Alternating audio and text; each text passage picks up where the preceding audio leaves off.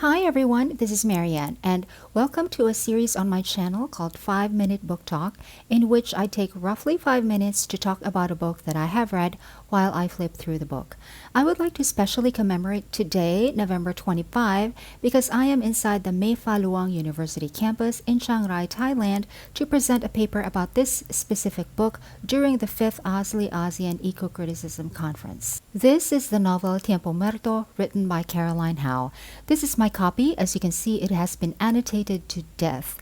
I already presented my paper the previous day and it was so wonderful, so wonderful. I have vlogs about my trip, which I will link in the description box. Now, of course, I will have to film my 5-minute book talk about this novel while inside the university campus, but I will make sure to keep the original sound on because the sound of the birds here is really so calming. This novel is Caroline Howe's first novel, although she has written other books before. This novel is mainly about Racel, who is a Filipina domestic worker working abroad, but she had to take a leave from work to go back home to the Philippines after she received news that her mother had gone missing. So she goes back to the Philippines, specifically to the island of Banwa, which is loosely based on the real-life place in the Philippines called Negros. She returns to the big old house in Banwa, where she used to live with her mother before she went abroad, and where her mother had been continuing living until she had gone missing. This big old house is actually the house of the Agalon family, where Racel and her mother were employed as house help. There's also another narrator in the novel, but her story seems to be less dominant than Racel's story. She is Leah Agalon, the daughter of the family that owns the big old house in Banwa.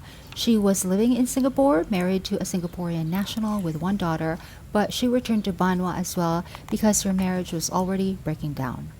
All throughout the novel, the narration alternates between Racel and Leah, telling their two different stories, different lives, different trajectories, but still woven together with the island of Banwa as the setting.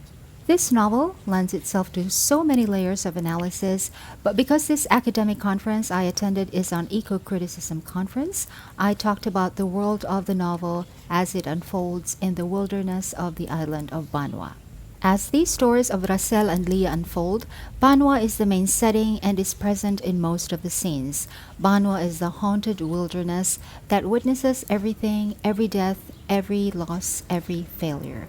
Banwa is not there just as home, but also as a seat of memory and of pain, which haunts everyone who lives there.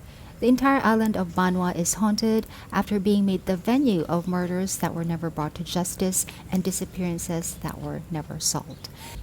The house is also haunted, of course. The house is shown to us in such wonderful detail. It is big and hulking, full of large rooms that contain a lot of secrets. There are rooms that used to be bedrooms but are now only used as a storage for stuff, where Leah keeps finding old things, including an old manuscript that was written by her mother that revealed certain secrets. Banwa, the island, and the house of the Agalons have been created by the Agalon family to be their seat of power away from the national capital. Hence, this is their house of injustices and secrets. Banwa in the novel echoes the history of Negros that lived on the sugar industry but experienced a sugar crisis in the 1980s and suffered through a deep poverty that included famine. Before this, Negros was a major exporter of sugar, and the sugar industry accounted for over 70% of the country's national income. However, the powerful people in the country created a monopoly in the sugar industry that threw sugar farmers into debt, causing the sugar crisis. Negros never really recovered economically, but the powerful people continue to thrive even now. This novel is a post-colonial Gothic novel. The post-colonial Gothic is a genre of writing that is a response to a failed state or a failed system of the state. I think this novel tells the story so successfully because it manages to talk about the effects of the ruined sugar industry in the Philippines on the level of emotion. I mean, it never lectures, it never even discussed the failed sugar industry. It just hinted at it so very briefly, although Caroline Howe herself categorically explained her use of Negros in one interview. But that's just me doing my research beyond the novel.